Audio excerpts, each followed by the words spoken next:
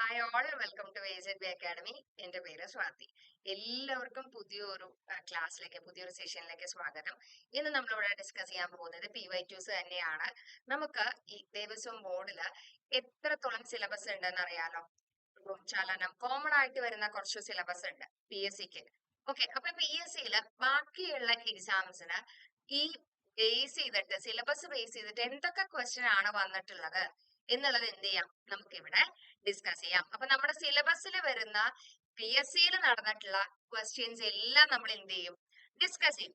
അതില് കുറച്ച് ക്വസ്റ്റ്യൻസ് മാത്രമാണ് ഈ ഒരു സെഷനിൽ ഡിസ്കസ് ചെയ്യാൻ പോകുന്നത്. അപ്പൊ നോക്കിയാലോ, ഫസ്റ്റ് ക്വസ്റ്റ്യൻ ഏതാണെന്ന് നോക്കിയാലോ. ഒരു വസ്തുവിന്റെ നീളത്തിന്റെ യഥാർത്ഥ അളവ് 5.75 സെന്റിമീറ്റർ ആണ്. ഒരാൾ രണ്ട് വ്യത്യസ്ത അളവ് ഉപകരണങ്ങൾ ഉപയോഗിച്ച് അളന്നപ്പോൾ കിട്ടിയ അളവുകൾ യഥാക്രമം 5.6 സെന്റിമീറ്ററും 5.55 സെന്റിമീറ്ററുമാണ്. ഏത് അളവിനാണ് കൂടുതൽ സൂക്ഷ്മത? Precision 5.6 centimetre, 5.55 centimetre. രണ്ട് അളവുകളും സൂക്ഷ്മമാണ്, ഇവ ഒന്നുമല്ല. എന്താണ് ഇതിന്റെ ആൻസർ വരുന്നത്? 5.55 സെന്റിമീറ്റർ. എന്താണ് പ്രിസിഷൻ അഥവാ സൂക്ഷ്മത? അളവുകളുടെ സ്ഥിരതയുടെയും ആവർത്തനക്ഷമതയുടെയും അളവ്, അവയുടെ കൃത്യത പരിഗണിക്കാതെ തന്നെ ഒരു ശ്രേണി അളവുകൾ പരസ്പരം എത്രത്തോളം അടുത്താണ് എന്ന് സൂചിപ്പിക്കുന്നു. ഇനി അളവുകളുടെ സാമീപ്യം, അതായത് അളവുകൾ എത്രത്തോളം ദൃഢമായി ക്ലസ്റ്റർ ചെയ്തിരിക്കുന്നു എന്നതിനെയാണ് കൃത്യത അല്ലെങ്കിൽ സൂക്ഷ്മത എന്ന് പറയുന്നത്. അവയെല്ലാം യഥാർത്ഥ അല്ലെങ്കിൽ സ്വീകാര്യമായ മൂല്യത്തിന് അടുത്തല്ലെങ്കിൽ പോലും എത്രത്തോളം കൃത്യമായി നമുക്ക് അളവ് കിട്ടിയിട്ടുണ്ട്, അതിനെയാണ് എന്ത് പറയുന്നത്? സൂക്ഷ്മത, പ്രിസിഷൻ എന്ന് പറയുന്നത്. നമുക്കിത് അളവുകളും യൂണിറ്റുകളും പഠിക്കുന്ന സമയത്ത് കൃത്യത, ലീസ് കൗണ്ട് അല്ലെങ്കിൽ പ്രിസിഷൻ, ആക്യുറസി, ഇങ്ങനത്തെ കുറെ കാര്യങ്ങൾ പഠിക്കാനുണ്ട്. അതേപോലെ തന്നെ നമ്മുടെ PSC സാധാരണ സിലബസിൽ തരുമ്പോൾ അളവുകളും യൂണിറ്റുകളും എന്ന് പറഞ്ഞിട്ടാണ് കൊടുക്കാറ്. നമുക്ക് ഇതിൽ വ്യക്തമായിട്ട് പറഞ്ഞിട്ടുണ്ട് യൂണിറ്റുകൾ എഴുതുമ്പോൾ പാലിക്കേണ്ട നിബന്ധനകള്. ഓക്കെ, 10 എണ്ണം ഉണ്ട്. അത് കൃത്യമായിട്ട് SCERT പറയുന്നുണ്ട്. സോ ഈ കാര്യങ്ങളെല്ലാം എന്തുണ്ട്, SCERT സിലബസിലുണ്ട്. അതേപോലെ തന്നെ നമ്മുടെ +1 യൂണിറ്റ്സ് ആൻഡ് മെഷർമെന്റ്സ് പഠിക്കാനുണ്ട്. സോ അതിനകത്തും എന്ത് പറയുന്നുണ്ട്, ഇത് പഠിക്കാനുണ്ട്. സോ നിങ്ങൾ കൃത്യമായിട്ട് തന്നെ ഏതൊക്കെ ടോപ്പിക്കിലാണ് ഉള്ളതെന്നുണ്ടെങ്കിൽ അത് കൃത്യമായിട്ട് തന്നെ എഴുതി നോക്കി വെച്ച് തന്നെ പോവാട്ടോ. ഓക്കെ, ഇനി അടുത്ത ക്വസ്റ്റ്യൻ. അളക്കൽ പ്രക്രിയയിൽ എത്രത്തോളം ക്രമരഹിതമായ പിശക് ഉണ്ടാകാമെന്ന് നിർണ്ണയിക്കാൻ കൃത്യത സഹായിക്കുന്നു. അപ്പൊ എന്താണ് കൃത്യത കൊണ്ട് നമുക്ക് കിട്ടുന്ന ഗുണം? ഈ നമ്മൾ അളക്കുന്ന സമയത്ത് എത്രത്തോളം റോങ് ആൻസർ വരാം എന്നുള്ളതിനെ മനസ്സിലാക്കാനായിട്ട് എന്ത് സഹായിക്കുന്നു? ഈ സൂക്ഷ്മത അല്ലെങ്കിൽ പ്രിസിഷൻ സഹായിക്കുന്നു. അപ്പൊ നമുക്ക് ആ ആക്യുറസി, അതായത് നമുക്ക് ആ ഒരു കൃത്യമായിട്ടുള്ള അളവിനെ നമുക്ക് എടുക്കാനായിട്ട് സാധിക്കും. പിശകുകളുടെ അളവിനെ മാറ്റിക്കഴിഞ്ഞാല് അല്ലെങ്കിൽ റോങ് ആയിട്ടുള്ള ആൻസറിനെ മാറ്റിക്കഴിഞ്ഞാൽ കൃത്യമായിട്ടുള്ള ആൻസറിനെ നമുക്ക് എടുക്കാനായിട്ട് എന്ത് സഹായിക്കുന്നു? ഈ കൃത്യത അല്ലെങ്കിൽ സൂക്ഷ്മത സഹായിക്കുന്നു. ഓക്കെ, നെക്സ്റ്റ് ക്വസ്റ്റ്യൻ എന്താണ്? താഴെ തന്നിരിക്കുന്നവയിൽ നീളത്തിന്റെ യൂണിറ്റ് അല്ലാത്തത് ഏതാണ്? പാഴ്സെക്, പ്രകാശവർഷം, ചന്ദ്രശേഖർ പരിധി, ആസ്ട്രോണമിക്കൽ യൂണിറ്റ്. പാഴ്സെക്, പ്രകാശവർഷം, ആസ്ട്രോണമിക്കൽ യൂണിറ്റ് എന്തിന്റെയാണ്? അത് നീളത്തിന്റെ യൂണിറ്റാ അല്ലെങ്കിൽ ദൂരത്തിന്റെ യൂണിറ്റാ. അപ്പൊ ഇതിൽ ഏതാ ആൻസർ വരുന്നത്? ചന്ദ്രശേഖർ പരിധി. ഇനി നോക്കൂ, ഗ്രഹങ്ങളിലേക്കും നക്ഷത്രങ്ങളിലേക്കുമുള്ള നീളം അളക്കാൻ, ദൂരം അളക്കാനുള്ള യൂണിറ്റ് ആണ് എന്ത്? ഗ്രഹങ്ങളിലേക്കും നക്ഷത്രങ്ങളിലേക്കുമുള്ള ദൂരം അളക്കാൻ ഉപയോഗിക്കുന്ന യൂണിറ്റുകള്, ങ്ങളിലേക്കും ഉള്ള ദൂരം അളക്കാനുള്ള യൂണിറ്റുകളാണ്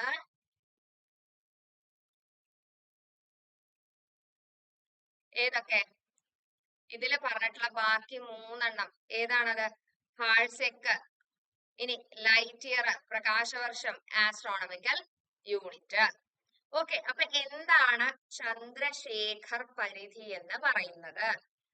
ഒരു സ്ഥിരതയുള്ള വെള്ളക്കുള്ളൻ നക്ഷത്രത്തിന് ഉണ്ടാകാവുന്ന ഏറ്റവും ഉയർന്ന പിണ്ഡത്തെയാണ് ചന്ദ്രശേഖർ പരിധി എന്ന് പറയുന്നത്. അപ്പോ ചന്ദ്രശേഖർ പരിധി എന്തുമായി റിലേറ്റ് ചെയ്തിരിക്കുന്നു? മാസുമായി റിലേറ്റ് ചെയ്തിരിക്കുന്നതാണ് ചന്ദ്രശേഖർ പരിധി. ഓക്കെ, അപ്പൊ ഒരു സ്ഥിരതയുള്ള വെള്ളക്കുള്ളൻ നക്ഷത്രത്തിന് ഉണ്ടാകാവുന്ന ഏറ്റവും ഉയർന്ന പിണ്ഡം, അതാണ് എന്ത്? ചന്ദ്രശേഖർ പരിധി എന്ന് പറയുന്നത്. ഏകദേശ മൂല്യം എത്രയാണ് നോക്കി വെക്കണം. 2.765 into 10⁻30 കിലോഗ്രാം ആണ്. അപ്പൊ എത്രയാണ്? 2.765 into 10⁻30 കിലോഗ്രാം ആണ് ഏകദേശ മൂല്യം വരുന്നത്. ചന്ദ്രശേഖർ പരിധി എന്തുമായി ബന്ധപ്പെട്ടിരിക്കുന്നു? സൗരപിണ്ഡങ്ങളുമായി ബന്ധപ്പെട്ടിരിക്കുന്നു. എന്തുമായി ബന്ധപ്പെട്ടിരിക്കുന്നു? സൗരപിണ്ഡങ്ങളുമായി ബന്ധപ്പെട്ടിരിക്കുന്നു. കിട്ടിയോ? അപ്പൊ ചന്ദ്രശേഖർ പരിധി എന്തുമായിട്ട് ബന്ധപ്പെട്ടിരിക്കുന്നു? സൗരപിണ്ഡങ്ങളുമായി ബന്ധപ്പെട്ടിരിക്കുന്നു. അപ്പൊ എന്തൊക്കെയാണ്? മാസുമായി റിലേറ്റ് ചെയ്തിട്ടുള്ളതാണ് ചന്ദ്രശേഖർ പരിധി. ഏകദേശ മൂല്യം എത്രയാണ്? 2.765 into 10⁻30 30 കിലോഗ്രാം. ഇനി എന്തുമായിട്ടാണ് ബന്ധപ്പെട്ടിരിക്കുന്നത്? സൗരപിണ്ഡങ്ങളുമായിട്ട് ബന്ധപ്പെട്ടിരിക്കുന്നു. ക്ലിയർ ആയില്ലേ? ബാക്കിയുള്ളതൊക്കെ എന്തായിരുന്നു? ലൈറ്റ് ഇയർ, ഹാഴ്സെക്ക്, ആസ്ട്രോണമിക്കൽ യൂണിറ്റ് എന്തുമായിട്ട് ബന്ധപ്പെട്ടിരിക്കുന്നു? ദൂരവുമായി റിലേറ്റ് ചെയ്തിരിക്കുന്നു. ഇത് അങ്ങോട്ടും ഇങ്ങോട്ടും ഒക്കെ ചോദ്യം വരാറുണ്ട് കേട്ടോ. Okay, next question. 1000 kilogram mass ഉള്ള കാറും 2000 കിലോഗ്രാം മാസ് ഉള്ള ബസ്സും ഒരേ പ്രവേഗത്തിൽ സഞ്ചരിക്കുന്നുവെങ്കിൽ ഏതിനാണ് ആക്കം കൂടുതൽ? ബസിന്റെയും കാറിന്റെയും ആക്കം തുല്യമായിരിക്കും. 1000 കിലോഗ്രാം മാസ് ഉള്ള കാറിന് 2000 കിലോഗ്രാം മാസ് ഉള്ള ബസ്സിന് കൃത്യമായി പറയാൻ സാധിക്കില്ല. അപ്പൊ ഓപ്ഷൻ എ എന്ന് പറയുന്നത് രണ്ടിന്റെയും ആക്കം തുല്യമായിരിക്കും. ഓപ്ഷൻ ബി എന്ന് പറയുന്നത് 1000 കിലോഗ്രാം മാസ് ഉള്ള കാറിനാണ്. സി ആണെങ്കിൽ 2000 കിലോഗ്രാം മാസ് ഉള്ള ബസ്സിനാണ്. കൃത്യമായി പറയാൻ സാധിക്കില്ല എന്നാണ് പറയുന്നത്. നോക്കൂ, നമുക്ക് ആക്കത്തിന്റെ ഇക്വേഷൻ അറിയാലോ. P is equal to mass into velocity ആണ്. അങ്ങനെയാണെങ്കിൽ ഈ ഇക്വേഷനിൽ നിന്ന് തന്നെ നമുക്ക് ഒരു കാര്യം വ്യക്തമാണല്ലോ. P എന്ന് പറയുന്നത് എന്താണ്? It is directly proportional to mass and velocity. So mass കൂടുന്തോറും എന്താ ഉണ്ടാവുന്നത്? ആക്കം കൂടുന്നു അല്ലെ? ഇനി വെലോസിറ്റി കൂടിയാലും എന്താ ഉണ്ടാവണേ? ആക്കം കൂടുന്നു. മാസും വെലോസിറ്റിയും കൂടിയാലും അവിടെ എന്താണ്? മൊമെന്റം, ആക്കം എന്താണ്? ഇൻക്രീസ് ചെയ്യുകയാണ് ചെയ്യുന്നത്. അങ്ങനെയാണെങ്കിൽ ഇവിടെ നോക്കൂ, 1000 കിലോഗ്രാം മാസ് ഉള്ള കാറും 2000 കിലോഗ്രാം മാസ് ഉള്ള ബസ്സിനും ഒരേ ആക്കമായിരിക്കുമോ? അല്ല. അപ്പൊ ഏതിനാണ് ആക്കം കൂടുന്നത്? 2000 കിലോഗ്രാം മാസ് ഉള്ള ബസ്സിനാണ് എന്ത് കൂടുതല്? ആക്കം കൂടുതല്. ഓക്കെ, എന്താ കാരണം? ആക്കം എന്ന് പറയുന്നത് മാസിനും വെലോസിറ്റിക്കും ഡയറക്ട്ലി പ്രൊപ്പോർഷണൽ ആണ്. ഒരു വസ്തുവിന്റെ പിണ്ഡത്തിനും പ്രവേഗത്തിനും ആക്കം നേരനുപാതത്തിലായിരിക്കും. ഓക്കെ, വേഗത കൂടിയ ഒരു വലിയ ട്രക്കിന് പതുക്കെ നീങ്ങുന്ന ഒരു ചെറിയ കാറിനേക്കാൾ വലിയ ആക്കം ഉണ്ടായിരിക്കും. ഓക്കെ, അപ്പൊ എന്താണ് കാരണം? ട്രക്കിന് ആ കാറിനേക്കാൾ മാസ് ഉണ്ട്, വെലോസിറ്റി ഉണ്ട്. സോ അവിടെ ഏതിനാണ് ആക്കം കൂടുതല്? ഇവിടെ തന്നിട്ടുള്ള എക്സാമ്പിളിന് ഏതിന് ആക്കം കൂടുക? ട്രക്കിനാണ് ആക്കം കൂടുതല്. ഓക്കെ, ഇനി നമുക്ക് ഇതിൽ ചോദിക്കാറുള്ള ചോദ്യമാണ്, നോക്കൂ, കൈനറ്റിക് എനർജിയുടെ ഇക്വേഷൻ ½mv² ആണ് അല്ലെ? ഈ മൊമെന്റവും കൈനറ്റിക് എനർജിയും ആയിട്ട് റിലേഷൻ ഉണ്ട്. മൊമെന്റം എന്താണ്? P is equal to mv² ആണ്. ഓക്കെ, അല്ലെ, momentum is equal to mv ആണ് കേട്ടോ. mv അങ്ങനെയാണെങ്കിൽ നമുക്ക് ഈ വിക്ക് എന്ത് കൊടുക്കാം? വി ഇസ് ഈക്വൽ ടു എങ്ങനെ എഴുതാം? പി ബൈ എം എന്ന് എഴുതിക്കൂടെ? ഇനി കൈനറ്റിക് എനർജിയുടെ ഇക്വേഷനില് ഹാഫ് എം, വിയുടെ സ്ഥാനത്ത് എന്ത് കൊടുക്കാം? P by m whole square. ശരിയല്ലേ? ഇനി നമുക്ക് എങ്ങനെ എഴുതാം? Half m p square by m square. ഒരു എമ്മും ഇവിടുത്തെ എമ്മും കട്ട് ചെയ്ത് പോയി അല്ലേ? അപ്പൊ നമുക്ക് എന്ത് എഴുതാൻ സാധിക്കും? പി സ്ക്വയർ ബൈ 2m എന്ന് എഴുതാനായിട്ട് സാധിക്കും. ഇത് എന്തിനാണ് പറഞ്ഞു തന്നെന്നുണ്ടെങ്കിൽ ആക്കുമായി റിലേറ്റ് ചെയ്തിട്ടുള്ള പ്രോബ്ലംസ് ചോദിക്കാറുണ്ട്. ഓക്കെ, അപ്പൊ മാസും മൊമെന്റവും തന്നു കഴിഞ്ഞാല് നമുക്ക് എന്ത് കാണാനായിട്ട് സാധിക്കും?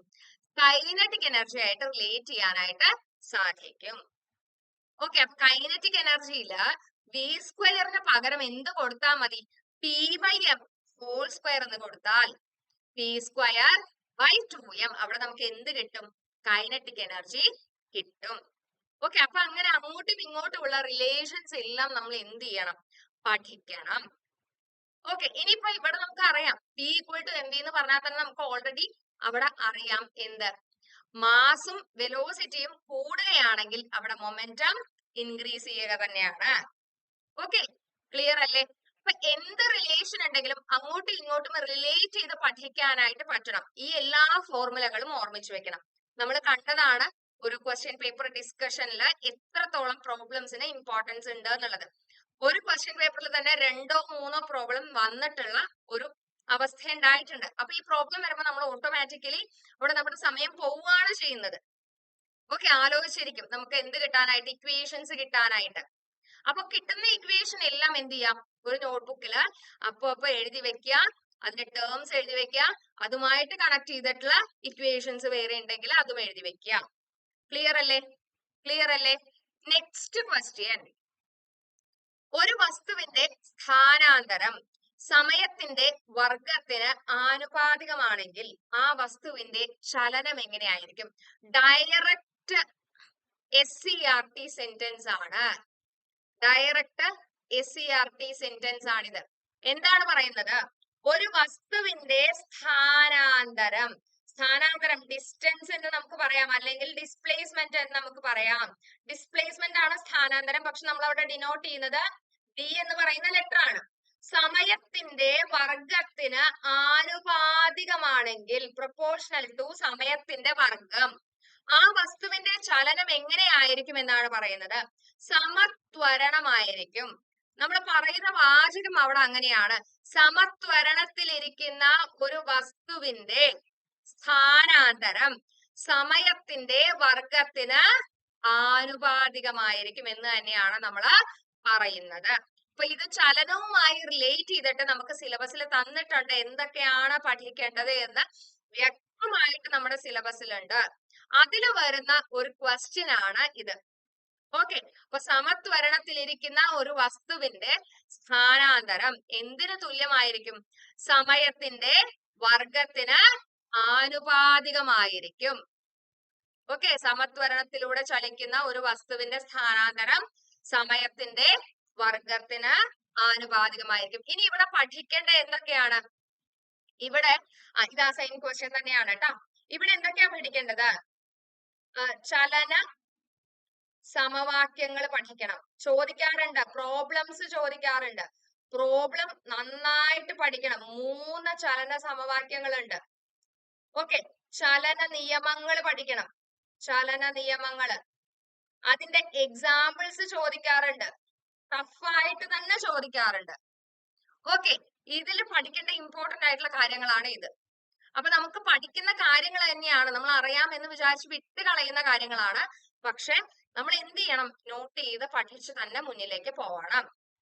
ക്ലിയർ അല്ലേ? ക്ലിയർ അല്ലേ?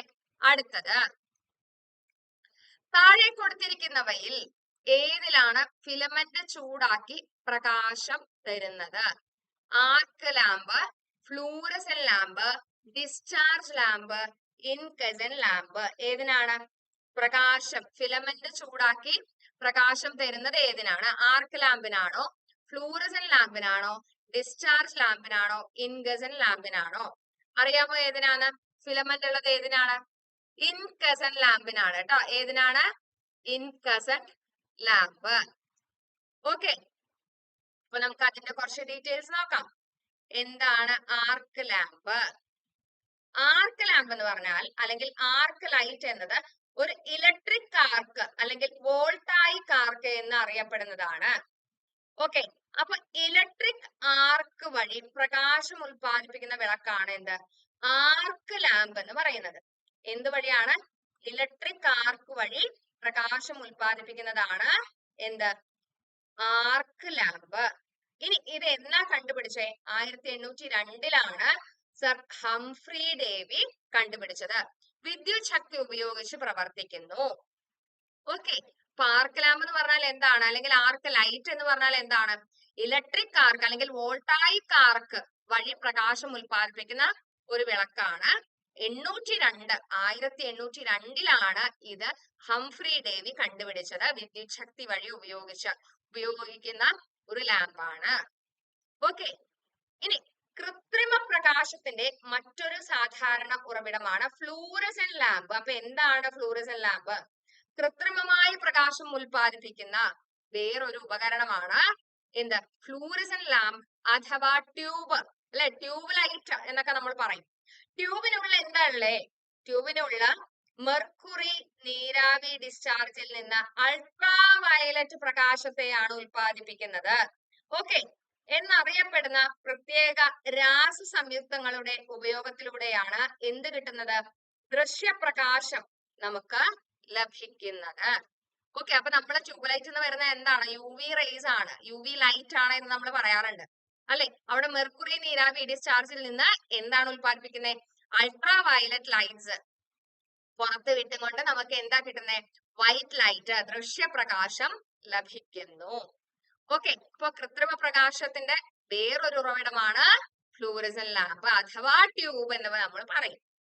ക്ലിയർ അല്ലേ? ക്ലിയർ അല്ലേ? നെക്സ്റ്റ്, ഗ്യാസ് ഡിസ്ചാർജ് ലാമ്പ് എന്നറിയപ്പെടുന്ന ഡിസ്ചാർജ് ലാമ്പ് ഒരു തരം വൈദ്യുത വിളക്കാണ്. ഓക്കെ, അപ്പൊ ഗ്യാസ് ഡിസ്ചാർജ് ലാമ്പ് എന്നും ഡിസ്ചാർജ് ലാമ്പ് എന്നും അറിയപ്പെടുന്നതാണ് എന്ത്? ഇതൊരു വൈദ്യുത വിളക്കാണ്. ഒരു വാതകത്തിലൂടെയോ നീരാവിയിലൂടെയോ വൈദ്യുത പ്രവാഹം കടത്തിവിട്ട് പ്രകാശം ഉൽപ്പാദിപ്പിക്കുകയും അത് പ്രകാശിക്കുകയും ചെയ്യുന്നു.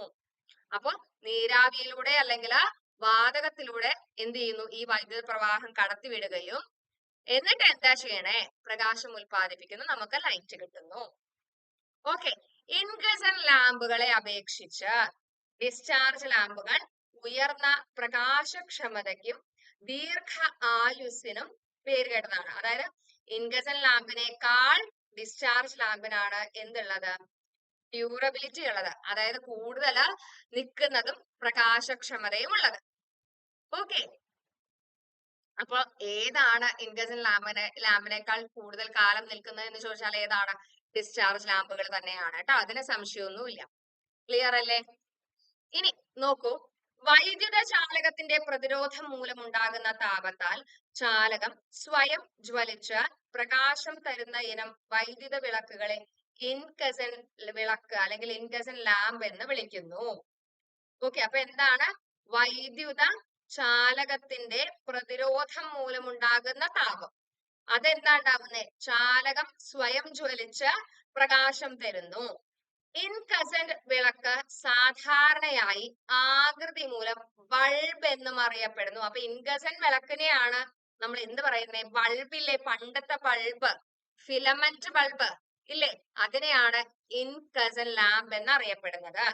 ഇൻകസന്റ് വിളക്കിനുള്ളിൽ വൈദ്യുതി പ്രവഹിക്കുന്ന കനം കുറഞ്ഞ നാര് പോലുള്ള ഭാഗമാണ് എന്ത് പറയുന്നത്? ഫിലമെന്റ് എന്ന് പറയുന്നത്. തോമസ് ആൽവ എഡിസൺ ആണ് ബൾബ് കണ്ടുപിടിച്ചത്. ടങ്സ്റ്റൺ ആണ് സാധാരണയായി ഫിലമെന്റ് ഉണ്ടാക്കാനായിട്ട് ഉപയോഗിക്കുന്ന മൂലകം. അപ്പൊ ഈ ഫിലമെന്റ് ഉണ്ടാക്കാനായിട്ട് ഉപയോഗിക്കുന്ന മൂലകം ഏതാണ് എന്ന് ചോദിക്കാറുണ്ട്. ഏതാണ്? ടങ്സ്റ്റൺ ആണ് കേട്ടോ. ഓക്കെ, അപ്പൊ എന്തൊക്കെയാ പറഞ്ഞത്? എന്തൊക്കെയാ നമ്മൾ പറഞ്ഞേ? ഇൻകസന്റ് വിളക്ക് എന്ന് പറയുന്നത് എന്താണ്? ബൾബ് തന്നെയാണ്. ഓക്കെ, ഇനി അതിന്റെ ആകൃതി, നമ്മൾ ബൾബ് എന്ന് പറയുന്ന ആ ബൾബ് തന്നെയാണ്. അതിന്റെ ഉള്ളില് ഫിലമെന്റ് ഉണ്ട്. ഫിലമെന്റ് ഉണ്ടാക്കാനായിട്ട് ഉപയോഗിക്കുന്നത് എന്താണ്? ഈ ടങ്സ്റ്റൺ ആണ്. ക്ലിയർ അല്ലേ? ക്ലിയർ അല്ലേ? ഇനി അപ്പൊ ക്വസ്റ്റ്യൻ എന്തായിരുന്നു നമ്മുടെ? ഏതിലാണ് ഫിലമെന്റ് ചൂടാക്കി പ്രകാശം തരുന്നത്? അപ്പൊ ഏതിലാണ് ഫിലമെന്റ് ഉള്ളത്? ഇൻകസെന്റ് ലാമ്പിലാണ്. ഓക്കെ, കിട്ടിയല്ലോ. ഇനി നെക്സ്റ്റ്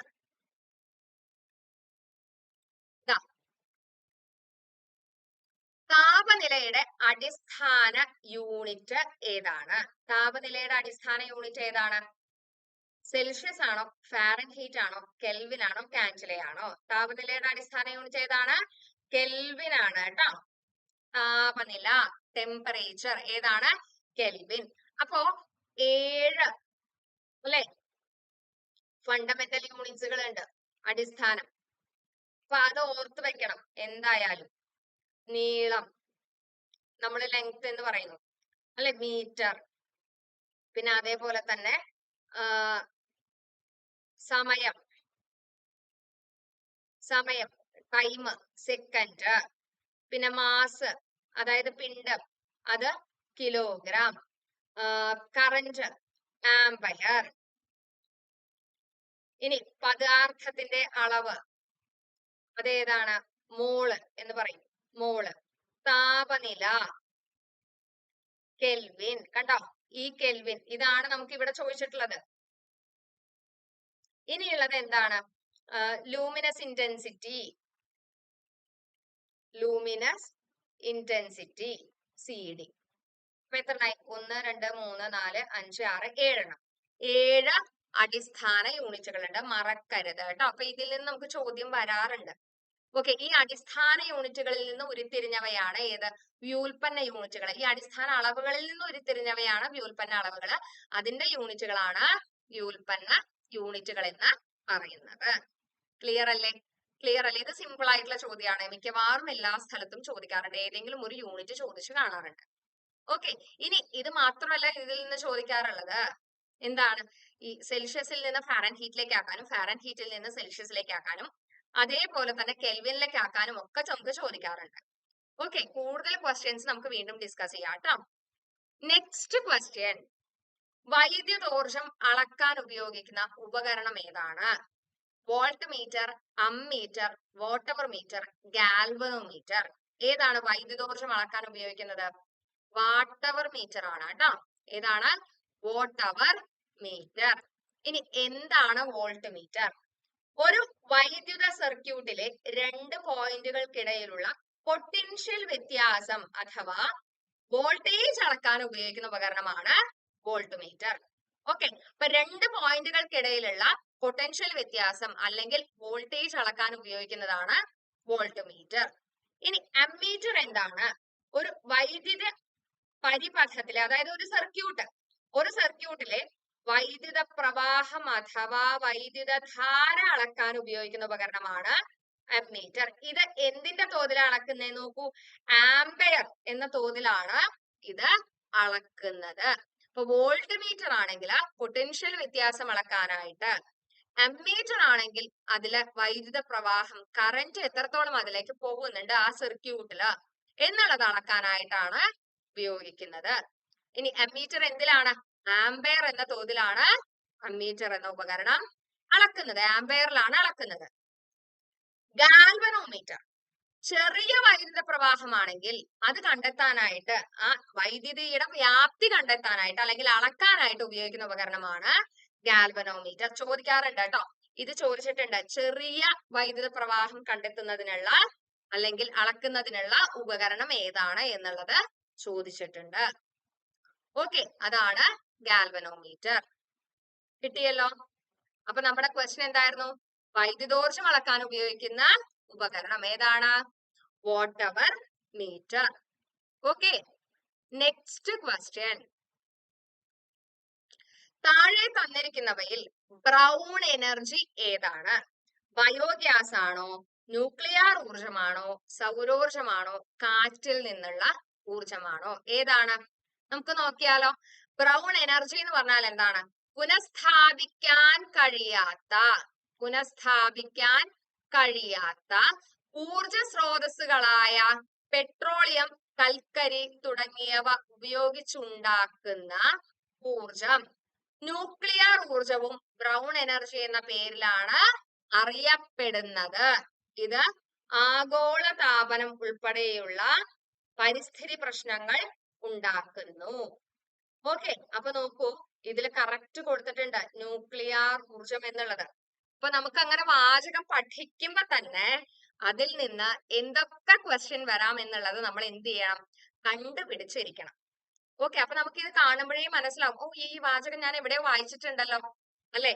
അപ്പൊ അങ്ങനെ തന്നെ പിക്ക് ചെയ്തെടുക്കണം. അപ്പൊ എന്താണ് ഇതിൽ ബ്രൗൺ എനർജി? ഏതാണ്? ന്യൂക്ലിയർ ഊർജമാണ്. ഓക്കെ, ഇനി നോക്കൂ, അങ്ങനെയാണെങ്കിൽ ഗ്രീൻ എനർജി അഥവാ ക്ലീൻ എനർജി അഥവാ ഹരിത ഊർജം എന്ന് പറയുന്നത് ഏതാണ്? പ്രകൃതിക്കിണങ്ങുന്ന ഊർജ സ്രോതസ്സുകളിൽ നിന്ന് പരിസര മലിനീകരണം ഉണ്ടാകാതെ നിർമ്മിക്കുന്ന ഊർജമാണ് ഹരിതോർജം. ഓക്കെ, അപ്പൊ നമുക്ക് ദോഷമൊന്നുമില്ല, എൻവയോൺമെന്റിന് ദോഷമൊന്നും ഉണ്ടാകാതെ നിർമ്മിക്കുന്ന ഊർജം ഏതാണ്? അതാണ് ഹരിത ഊർജം എന്ന് പറയുന്നത്. പുനഃസ്ഥാപിക്കാൻ കഴിയുന്ന ഊർജ സ്രോതസ്സുകളിൽ നിന്ന് ഉൽപ്പാദിപ്പിക്കുന്ന എല്ലാ തരം ഊർജങ്ങളും ഇതിൽ പെടുന്നവയാണ്. പുനഃസ്ഥാപിക്കാൻ കഴിയുന്നവയാണ്. പുനഃസ്ഥാപിക്കാൻ കഴിയുന്ന ഊർജ സ്രോതസ്സുകളായ സൗരോർജം, കാറ്റിൽ നിന്നുള്ള ഊർജം, തിരമാലയിൽ നിന്നുള്ള ഊർജം, ബയോമാസിൽ നിന്നുള്ള ഊർജം, ഇവയെല്ലാം എന്താണ്? ഹരിതോർജം ആയി പരിഗണിക്കപ്പെടുന്നു. ഇതിനെ എന്താ പറയുന്നത്? ക്ലീൻ എനർജി എന്നും പറയുന്നുണ്ട്. അപ്പൊ എന്താണ് ബ്രൗൺ എനർജി അല്ലെങ്കിൽ എന്താണ് ഹരിത ഊർജം, ക്ലീൻ എനർജി എന്നുള്ളത് മനസ്സിലായല്ലോ. ഈ ഹരിതോർജത്തിനുള്ള വിവിധ പേരുകൾ പഠിച്ചിരിക്കണം കേട്ടോ. Green energy, clean energy. ഇത് ചോദിച്ചു കഴിഞ്ഞാൽ അവിടെ കിടന്ന കൺഫ്യൂഷൻ ആവരുത്. ഒന്നാമത് നമുക്ക് ലിമിറ്റഡ് സമയമേ ഉള്ളൂ. എന്തിനാ? എക്സാം എഴുതാനായിട്ട്. സോ എല്ലാ ഭാഗത്തു നിന്നുള്ള ചോദ്യങ്ങൾ വരുമ്പോഴും ഫിസിക്സ് മാത്രമല്ലല്ലോ, ബാക്കിയുള്ള സബ്ജക്ട്സും കൂടി ആയി കഴിയുമ്പോൾ നമുക്ക് എന്താണ്, നമ്മൾ പിന്നെ കിട്ടുമെന്ന് വിചാരിക്കുന്ന സബ്ജക്റ്റുകൾ മാറ്റി വെച്ച് കഴിഞ്ഞു കഴിഞ്ഞാൽ നമുക്ക് എന്താണ്, നെഗറ്റീവ് വരാനുള്ള ചാൻസ് കൂടുതലാണ്. ഓക്കെ, അടുത്ത ക്വസ്റ്റ്യൻ. വൈദ്യുത കാന്തിക പ്രേരണം എന്ന പ്രതിഭാസത്തെ അടിസ്ഥാനമാക്കിയുള്ള ഉപകരണം ഇനി പറയുന്നവയിൽ ഏതാണ്? വൈദ്യുത കാന്തിക പ്രേരണം മനസ്സിലാക്കണം കേട്ടോ. Galvanometer, ammeter, generator, bulb. ഏതാ വരുന്നത്? വൈദ്യുത കാന്തിക പ്രേരണം, ജനറേറ്റർ ആണ് കേട്ടോ. വൈദ്യുത കാന്തിക പ്രേരണം ജനറേറ്ററിന്റെ പ്രവർത്തനത്തിന്റെ അടിസ്ഥാന തത്വം എന്താണ്? ഈ വൈദ്യുത കാന്തിക പ്രേരണമാണ്. അപ്പൊ ഇത് പഠിച്ചു കഴിഞ്ഞാല് ആ ക്വസ്റ്റ്യൻ ആൻസർ സുഖമായിട്ട് കിട്ടില്ലേ? ജനറേറ്റർ എന്ന പ്രവർത്തനത്തിന്റെ, ജനറേറ്റർ പ്രവർത്തിക്കുന്നതിന്റെ അടിസ്ഥാന തത്വം എന്താണ്?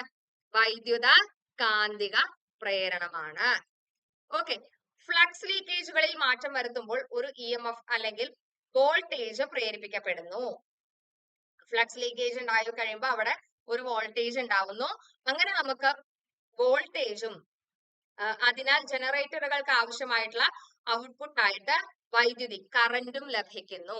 അപ്പൊ എന്താണ് വൈദ്യുത കാന്തിക പ്രേരണം? ഏതാണ് വൈദ്യുത കാന്തിക പ്രേരണം മൂലം അവിടെ പ്രവർത്തിക്കുന്ന ഉപകരണം അല്ലെങ്കിൽ ആ പ്രതിഭാസത്തെ ആസ്പദമാക്കി പ്രവർത്തിക്കുന്ന ഉപകരണം ഏതാണ്? ഏതാണ്? ജനറേറ്റർ. ഓക്കെ, ക്ലിയർ ആയല്ലോ. ഇനി നോക്കൂ, ഇവിടെ ജനറേറ്റർ എന്ന പ്രവർത്തന തത്വം ഇത് കണ്ടുപിടിച്ചത് ആരാണ്? അല്ലെങ്കിൽ വൈദ്യുത കാന്തിക പ്രേരണം ഇത് കണ്ടെത്തിയത് ആരാണ്? ഫാരഡേ. ഓക്കെ, പഠിച്ചു വെച്ചോളൂ കേട്ടോ. ഫാരഡേ ആണ് വൈദ്യുത കാന്തിക പ്രേരണം ആദ്യമായി കണ്ടെത്തിയത്. ഇതിന് വൈദ്യുത കാന്തിക പ്രേരണ നിയമങ്ങളുണ്ട്. ഓക്കെ, അപ്പൊ ഫാരഡേ കണ്ടുപിടിച്ചതുകൊണ്ട് എന്താണ് വൈദ്യുത കാന്തിക പ്രേരണ നിയമങ്ങൾ എന്നും അറിയപ്പെടുന്നുണ്ട്. ഇനി ജനറേറ്ററുകളില് ഇൻപുട്ട് യാന്ത്രികമാണ്. എങ്ങനെയാണ് ഇൻപുട്ട് വരുന്നത്? യാന്ത്രികമാണ്. ഓർത്തു വെക്കണം കേട്ടോ. ഇൻപുട്ട് യാന്ത്രികം. ഔട്ട്പുട്ട് എന്ന് പറയുന്നത് വൈദ്യുതമാണ്. ഇൻപുട്ട് യാന്ത്രികമാണ്, ഔട്ട്പുട്ട് വൈദ്യുതമാണ്. ഓക്കെ, അപ്പൊ നമ്മൾ ഇന്ന് ഒരുപാട് ക്വസ്റ്റ്യൻസ് ഡിസ്കസ് ചെയ്തു ഇല്ലേ? നമ്മൾ പല പല പല പല പല പല പല ടോപ്പിക്കിൽ നിന്ന്, സബ്ജക്ട് അല്ല ഫിസിക്സിൽ നിന്ന് തന്നെ പല പല ടോപ്പിക്കിൽ നിന്ന് നമ്മൾ ക്വസ്റ്റ്യൻസ് ഡിസ്കസ് ചെയ്തു. ഓക്കെ, ഇനി ഈ ക്വസ്റ്റ്യൻസ് ഒക്കെ വരുമ്പോ ഇനി വന്നു കഴിഞ്ഞാൽ ഇതിനെ വേറൊരു രീതിയിൽ ചോദിച്ചു കഴിഞ്ഞാൽ നിങ്ങൾക്ക് കിട്ടുമെന്ന് ഉറപ്പുവരുത്തി മാത്രം എന്ത് ചെയ്യുക, അടുത്തതിലേക്ക് കടക്കുക. ഈ വരുന്ന ക്വസ്റ്റ്യൻസ് എല്ലാം നിങ്ങൾ എന്ത് ചെയ്യുക, പക്കയായി എഴുതി വെച്ച് തന്നെ പഠിക്കുക. ഓക്കെ, അപ്പൊ ഇക്വേഷൻസ് നോക്കണം, അതേപോലെ തന്നെ നിയമങ്ങൾ ഉണ്ടെങ്കിൽ അത് നോക്കണം, അതേപോലെ സ്റ്റേറ്റ്മെന്റ് വൈസ് വരാനുള്ള ചാൻസസ് ഉള്ള ഭാഗങ്ങള് വിട്ട് കളയാതെ നോക്കണം. ഓക്കെ, അപ്പൊ വീണ്ടും നമുക്ക് അടുത്തൊരു സെഷനിൽ കാണാം. അതുവരേക്കും ബൈ ബൈ.